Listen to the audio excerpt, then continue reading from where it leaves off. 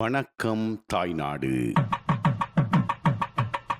கிளைகள் எங்கே படர்ந்தாலும் வேர் இங்கேதான்.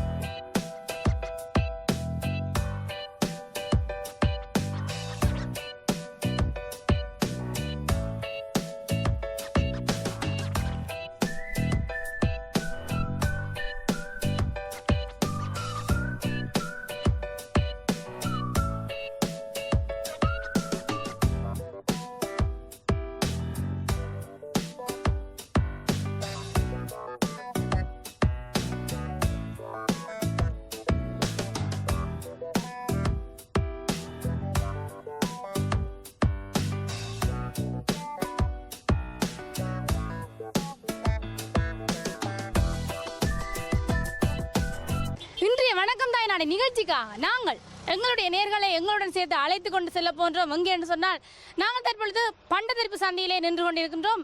இந்த இடத்தை பற்றி குறிப்பிட வேண்டுமானால் ஒரு பிரபலமான பாடசாலை கூட இருக்கின்றது. அதை விட 4 சந்தையாக இந்த பண்டத்தரிப்பு பிரிந்து செல்கின்றது. இன்னும் ஒரு முக்கியமான விடயம் கூட உங்களுக்காக காத்து கொண்டிருக்கின்றது. இன்றைய நிகழ்ச்சியிலே நாங்கள் இந்த பண்டத்தரிப்பை பற்றிதான பல சிறப்பான விடயங்களை பார்க்க போன்றோம். நேர்களே, வாருங்கள் நிகழ்ச்சியின் இந்த பகுதிக்கு.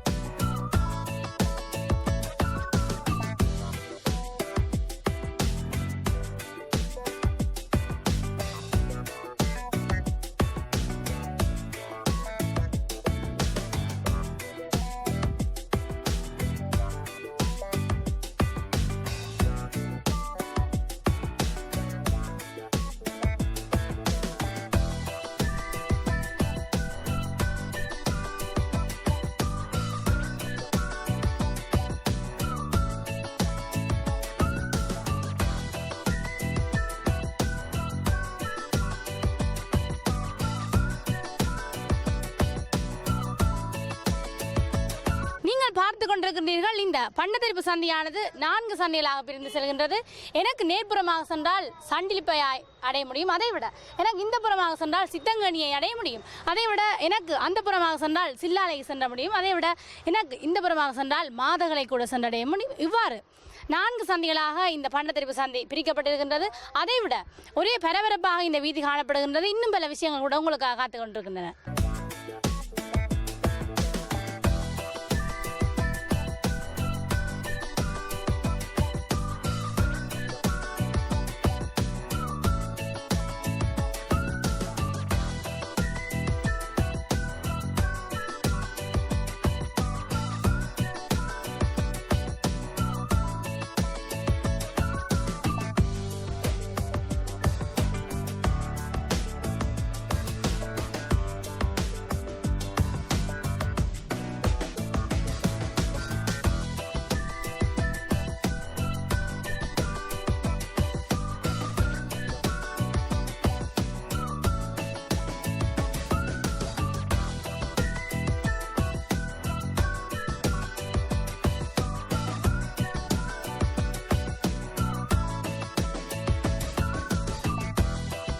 தற்போதைய காலத்தில் தான் நாங்கள் என்ன செய்வோம் என்று சொன்னால், ஒரு பொருளை வாங்குவதற்காக பணத்தை கொடுப்போம். ஆனால் முன்னே நாட்களிலே ஒரு பொருளை கொடுத்து தான் இன்னொரு பொருளை வாங்கினார்கள். உதாரணமாக மிளகாயை கொடுத்தால் இன்னொரு பொருளை கொடுப்பார்கள்.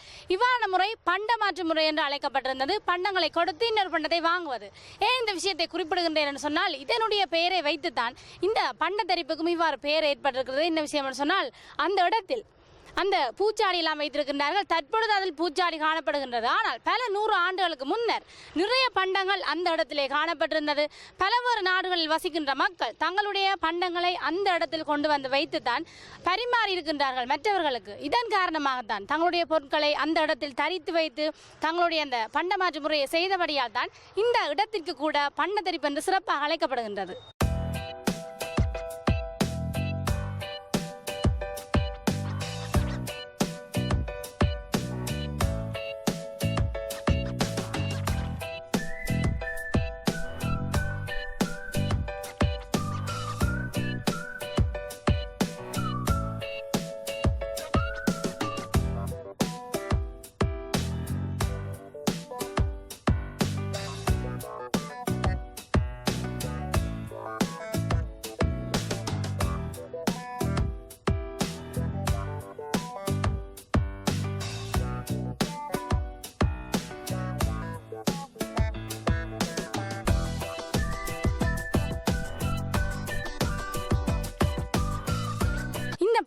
சந்தியிலே முக்கியமாக ஒரு விஷயம் ஒன்று காணப்படுகின்றது. என்ன விஷயம் என்று சொன்னால், எனக்கு பின்னால் நீங்கள் தற்பொழுது பார்த்து கொண்டிருக்கிறீர்கள், ஜா பண்டத்தரிப்பு பெண்கள் உயர்தர பாடசாலை. தேசிய மட்டத்தில் கூட வலைப்பந்தாட்ட போட்டிகளில் பல சாதனைகளை புரிந்திருக்கின்றார்கள் இந்த பாடசாலை மாணவர்கள்.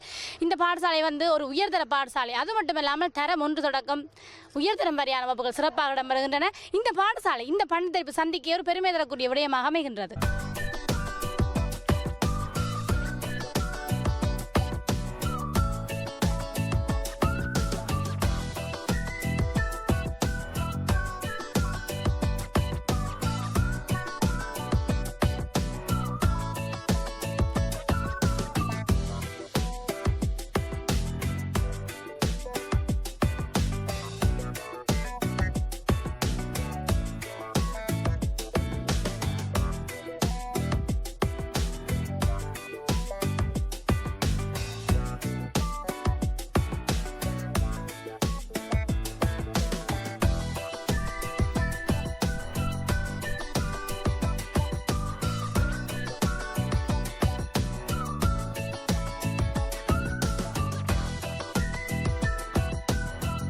தற்பொழுது இந்த பண்டத்தரிப்பு சந்தியிலே அமைந்திருக்கின்ற மாதர்களுக்கு செல்கின்ற வீதியிலே நின்று கொண்டிருக்கின்றோம். இந்த வீதியினூடாக சென்றால் பண்டைய இலங்கையிலே சம்பில் துறை என்று சிறப்பாக அழைக்கப்பட்ட ஜம்புகோல பட்டினத்தை அடைய முடியும். இவ்வாறு ஒரு சிறப்பு பொருந்திய வீதியாக இந்த வீதி அமைந்திருக்கின்றது. என்ன விஷயம் சொன்னால், முன்னைய நாட்களிலே பிற நாட்டவர்கள் இலங்கைக்கு வருகை தந்து உதவக்கூடிய வகையிலே அந்த ஜம்புகோலப்பட்டினம் சிறப்பாக அமைந்திருந்தது. அதைவிட இலங்கைக்கு வருகை தந்த ஆரியர் குழுவினர் கூட இந்த ஜம்புகோல துறைமுகத்தினூடாக வந்திருந்தனர் என்பது குறிப்பிடத்தக்க விஷயமாகும்.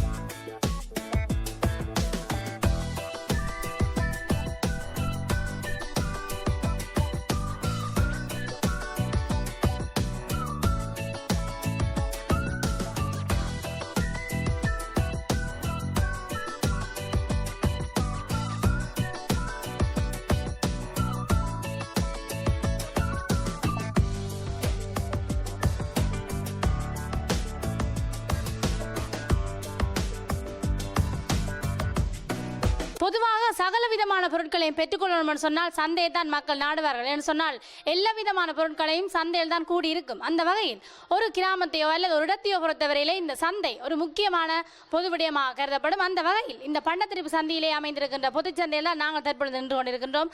சந்தை கூடுகின்ற நேரம் கடந்து விட்டதன் காரணமாக அந்த இடத்தில் வியாபாரிகளையோ மக்களின் நடமாட்டத்தையோ காண முடியவில்லை.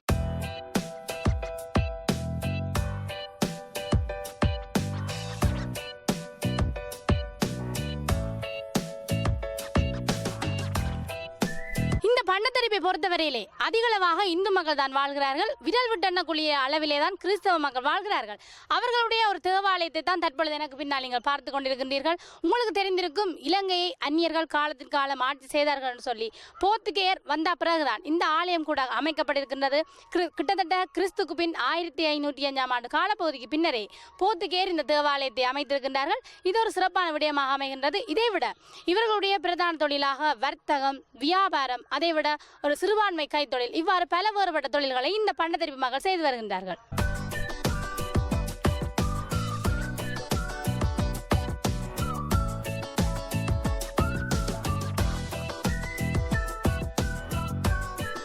தாய்நாட்டை விட்டு புலம்பெயர் நாடுகளில் வசித்துக் கொண்டிருக்கும் உங்களுக்கு உங்களுடைய சொந்த இடங்களை கண்முன்னே ஒவ்வொரு நாளும் நிறுத்துகின்றது இந்த வணக்கம் தாய்நாடு நிகழ்ச்சி. இந்த பண்டத்தரிப்பு பற்றியதான பல விடயங்களை அறிந்திருப்பீர்கள் என்று நம்புகின்றோம். இன்னும் ஒரு நிகழ்ச்சியில் நேர்களை சந்திக்கலாம். அதுவரையில் ஒளிப்பதிவாளர் தர்ஷனுடன் ஷர்மி. வணக்கம் தாய்நாடு. கிளைகள் எங்கே படர்ந்தாலும் வேர் இங்கேதான்.